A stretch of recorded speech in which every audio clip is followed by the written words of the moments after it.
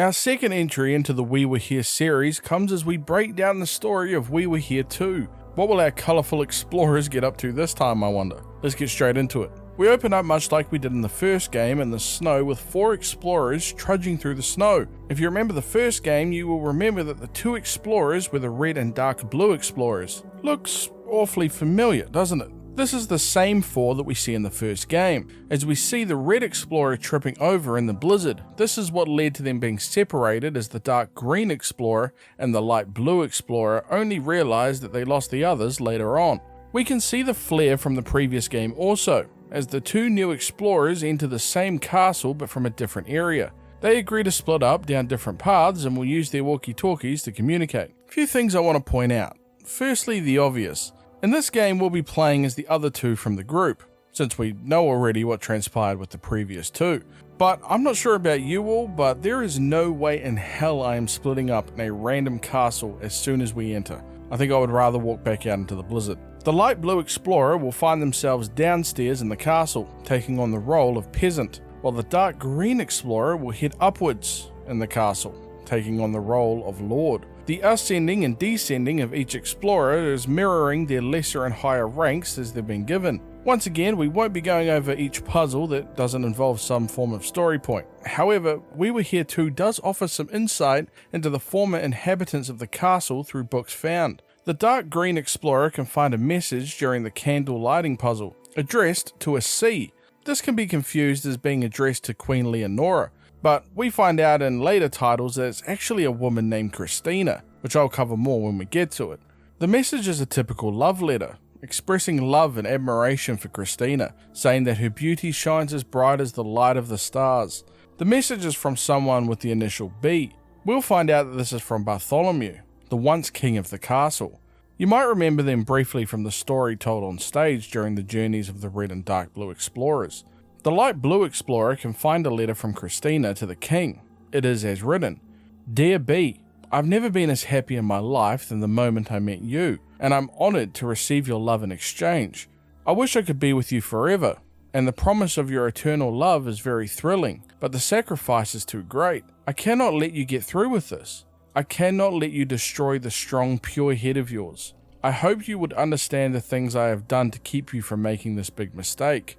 I want you to remember me as I was on that summer night in the rose garden. I want you to remember that I will always love you, and I want you to remember that I'll always be with you, even when I'm not in this earthly world anymore. Love you forever." We can see that the king was in the process of making a grave mistake, but Christina stopped him somehow. Another longer entry is found in the king's journal. It mentions how 3 of their children have died already, struggling to understand how these events could continue to plague his family. Their daughter Charlotte was born sickly and ill, and would go on to die. It impacted Queen Leonora greatly, especially so shortly after the birth of their second son, Philip. Bartholomew believes that his son's birth might have been a relief for his wife, after spending 3 years watching over their sickly daughter. I find this interesting, but Bartholomew uses the phrase, "watching over that small sickly girl," almost showing some kind of resentment towards his daughter. He parallels his small sickly girl of a daughter and how he watched every day the strong lovely woman that he fell in love with wither and die. Unfortunately, it got worse with their newborn son Philip, who also grew ill with what was described as the devil's fire. His skin was plastered with red bloody blisters and would have psychotic episodes. The king mentions that even to this day, Philip follows him into his nightmares. His hardship is now at its peak, as last month his only surviving heir, Jan, died during some kind of horrendous bloodshed. His wife no longer speaks to him, locking herself in a room, only allowing her daughters and maids in to see her, but not her husband. The king is afraid that if she doesn't let him in soon, he'll lose her forever. He mentions how much this hurts him, as he needs her by his side, not just as a king, but as a grieving husband also. He wanted to prove to his wife that he cared for his offspring as much as she did, so he told the castle architect to build a special relic room in the catacombs to honour their children, allowing his wife and him to visit them together. He hopes it's not too late to be forgiven. During a later puzzle, both the explorers can find window panes that they need to match. We can see the king in the window pane. There's a bunch of other people found within the window panes, but with the information given to us thus far, it's difficult to say who these people are.